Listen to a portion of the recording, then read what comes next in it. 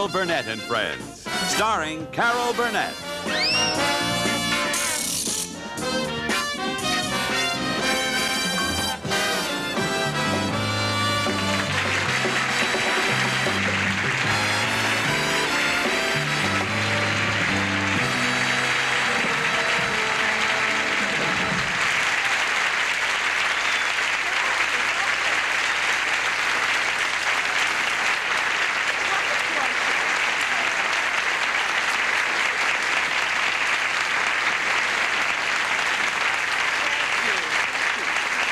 Welcome to our show. I think we've got a terrific show for you this evening.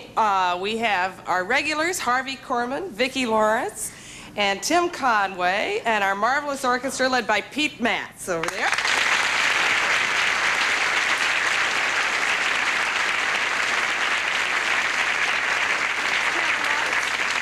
y'all have anything you want to say? Yes. Have you got any children? If so, how many? I have 3 daughters. Beautiful. Yeah, they are. Thank you.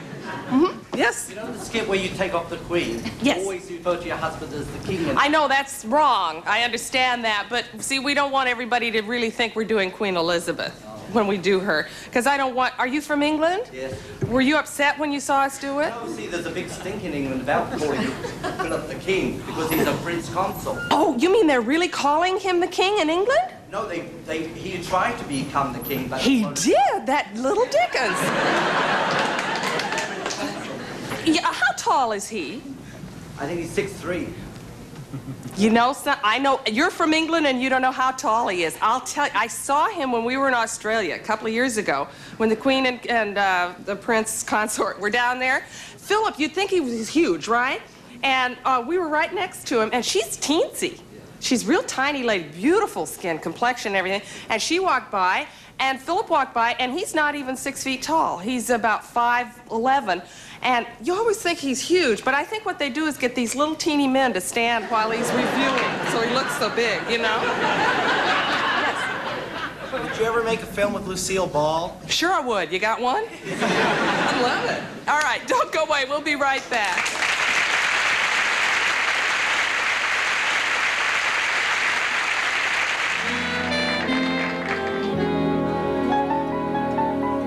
Well, Mrs. Kempley, how have things been going since Tuesday? Well, actually, much better, Doctor. In fact, I feel these sessions have helped me tremendously.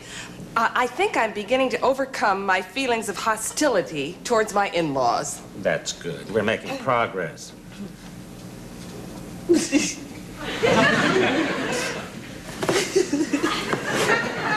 Now, Mrs. Kempley. Please, Mrs. Kempley. Mrs. Kempley, these crying jags are a release, but they're hardly constructive during these sessions. I know, Doctor. I don't know why I keep having these fits. Well, perhaps you're having difficulty in relating to your in-laws.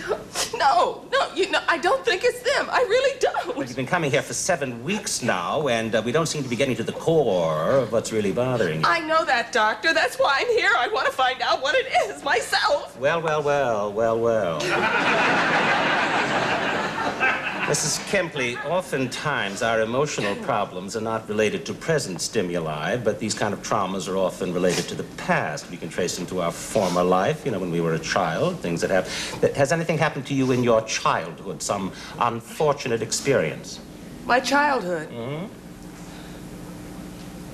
Well, there was one incident. It happened when I was 8 years old. 8 years old. Oh, but, no, it's too silly. No, nothing is silly. Please go ahead. Well, no, it's silly. It really is. It didn't mean much. These are 50 cents a box, Mrs. Kempley.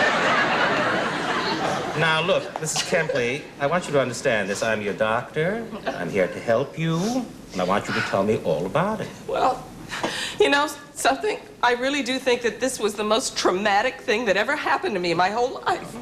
All right. I was 8 years old. Mm-hmm.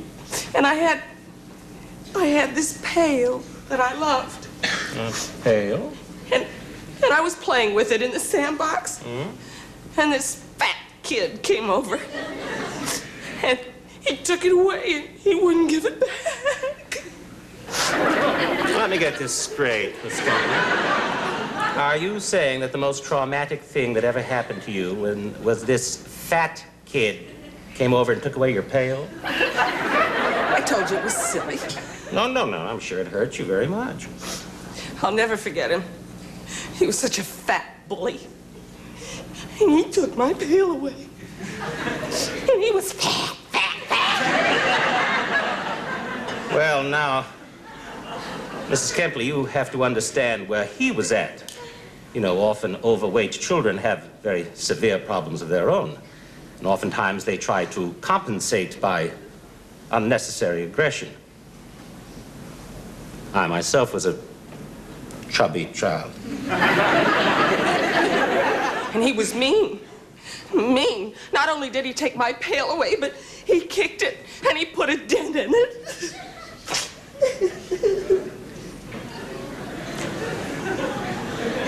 Was this pail blue? With a clown on one side? Yes. Was there a picture of Minnie Mouse on the other side? Yes. What's your maiden name? Crenshaw. Susan Crenshaw. Crybaby Crenshaw.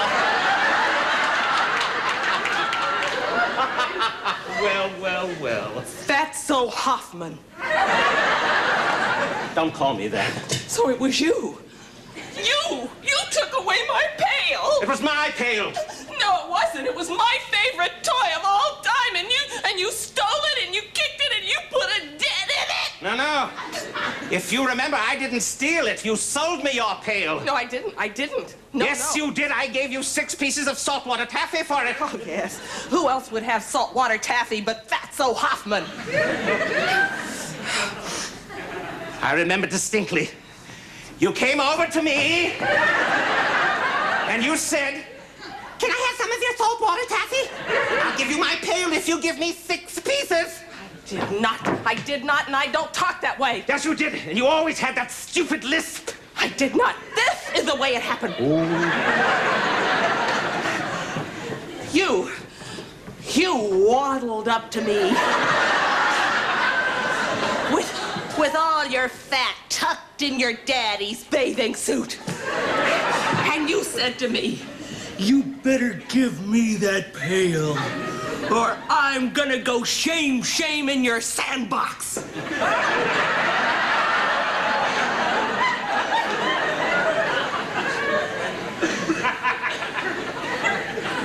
Oh, aren't we acting silly, Miss Kempley?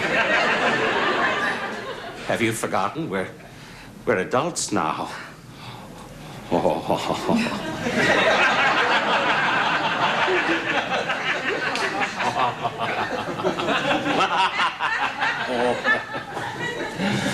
Yes.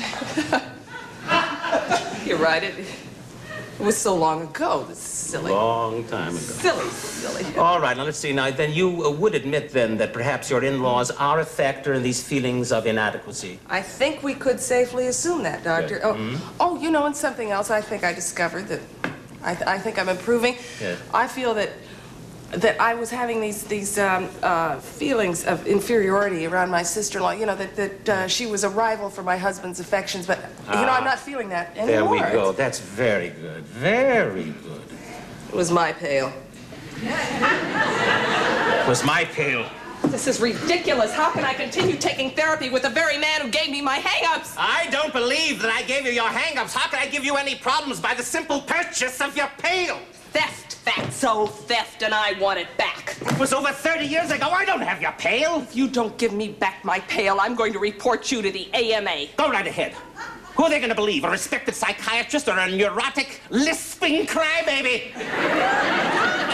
If you don't give me back my pail, Yes? I'm going to walk out there and I'm going to tell that room full of $40 an hour patients how you were expelled from the 3rd grade by drawing parts of the teacher's anatomy on the bathroom wall.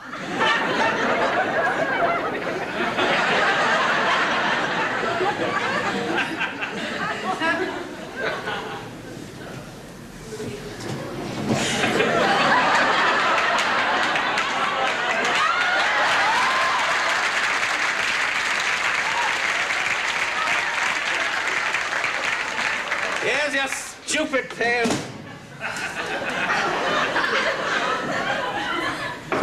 You kept it all these years? It meant a lot to me. Wait a minute, this isn't my pail. I know it's mine.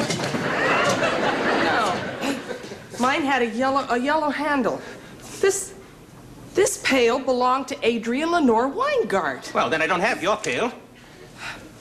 All right, you asked for it. Ladies and gentlemen, I have Hold something... it!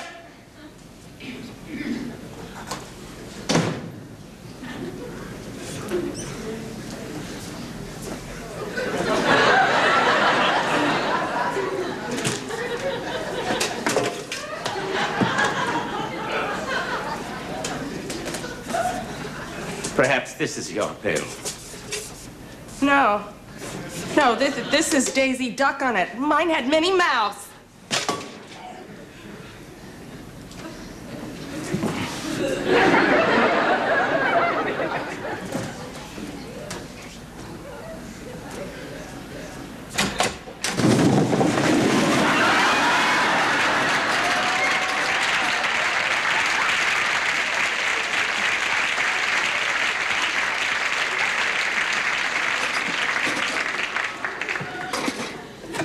It could be worse. Some people are into footwear.